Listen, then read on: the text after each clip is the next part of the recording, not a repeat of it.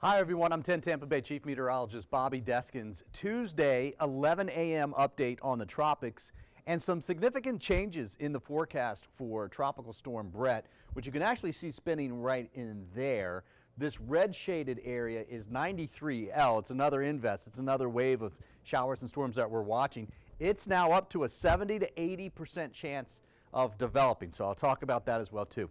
First, obviously, let's start with Tropical Storm Bret. There's a look at the satellite and radar. Basically, you can see with the infrared satellite, we've got some colder cloud tops to the east of the center, but the center itself does not have a lot of large convection over top of it. There's some out ahead of it. If you look at it on visible satellite, you can kind of see that. In fact, let me move this out of the way.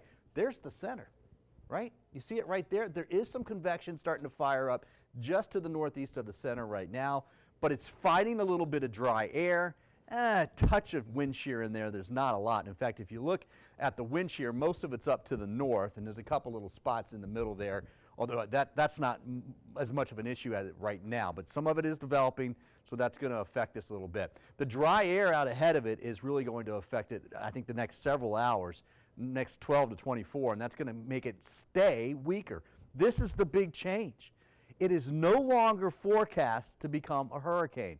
We were thinking 70 to 80 mile per hour winds, closer to 80, near Barbados or just to the north by Thursday. That was the original forecast. Now that's come down. We're going to go 50 mile per hour winds by tomorrow morning, Thursday morning 65. So yes, some strengthening, but a slow process here because again, it's fighting off some of that drier air. And then by the time it gets into the Caribbean, the Eastern Caribbean, it starts to really see a lot of shear coming in from the north, and that's really going to weaken it. So by Thursday morning, after it comes through the islands though, it'll be down to 60 mile per hour winds, and then by Saturday morning, look at that. You can see we've got 50 mile per hour winds. So Friday morning 60, Saturday morning down to 50. Also notice the track. The track is further off towards the west. Look at the forecast models. Remember, a weaker system will generally just go straight westerly across the Caribbean, and that's pretty much what most of the models are seeing at this particular time. So if you have interests, family, friends in the islands, Barbados, the Grenadines, St. Lucia, well, St. Vincent really, Martinique, definitely looking at winds possible in the tropical storm force range. So we're talking 55, 65 mile per hour winds with higher gusts than that in those areas. Of course, there'll be tropical heavy downpours out ahead of the center of the storm, but it looks like the center will basically come right across the middle of the islands right now. So yeah, there will be some weather up towards St. Martin, up towards Anguilla, even up towards Puerto Rico, but it'll be kind of on the outer edges. It'll be more heavy rainfall than anything else. There's the dry air in the orange right there. So you can see the system's going to have to fight off some of that. Now there's a second system behind it, and it's actually not dealing with that because Bret is providing some moisture.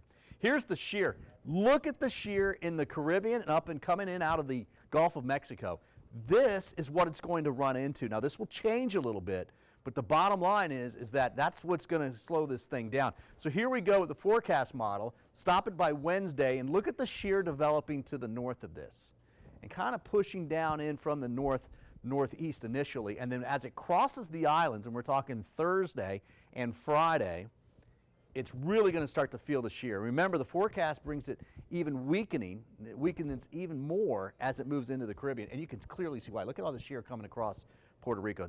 It's exactly what Puerto Rico wants to see. And in fact, if this happens, there'll be very limited rainfall for these northern islands because most of the tops of whatever storms are left over are going to get blown down towards the south. So more down towards Aruba than anything else. And then you can see as we get into Friday, the center of the storm somewhere here in the central Caribbean. Again, a lot of northerly shear, which I think is going to blow a lot of the rain off to the south as well. So pretty decent news, although San Juan, Puerto Rico have been so hot lately, could actually use a little bit of rainfall. Now, let's talk Invest 93L. This is Bret. All right, so it's the front runner. That does not look all that impressive, but it still has about a 70–80% chance from the hurricane center developing. Winds right now at 30 miles per hour. It's moving to the west at 15. It's a little bit slower than what Bret is moving.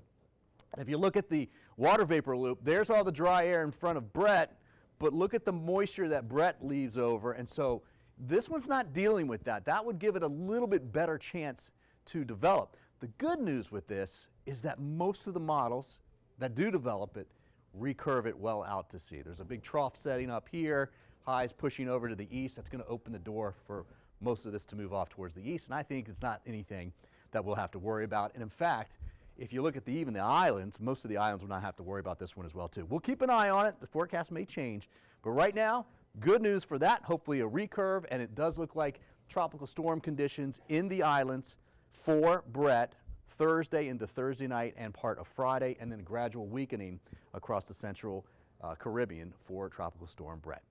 For the latest, don't forget you can always tune in to 10tampabay.com.